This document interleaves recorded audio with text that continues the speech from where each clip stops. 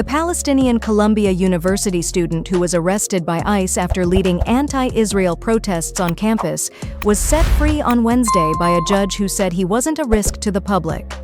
Mohsen Mahdawi, 34, was released from custody following an order from U.S. District Judge Geoffrey Crawford, with the defiant protester sending a message to President Trump and his administration immediately after his release.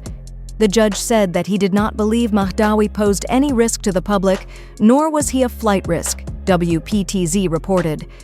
Mahdawi, a legal permanent resident for 10 years, was arrested on April 14th during an interview about finalizing his U.S. citizenship. "I am saying it clear and loud to President Trump and his cabinet.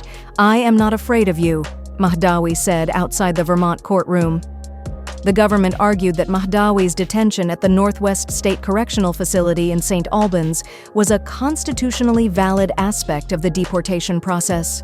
The State Department insisted the West Bank-born Mahdawi is removable under the Immigration and Nationality Act, with Secretary of State Marco Rubio claiming the protesters' presence and activities would have serious adverse foreign policy consequences and would compromise a compelling U.S. foreign policy interest. The State Department ultimately accused Mahdawi of engaging in threatening rhetoric and intimidation against Jewish students during the protests at Columbia. Mahdawi's legal team, however, maintains that the protester was detained in retaliation for leading disruptive anti-Israel protests on Columbia's campus.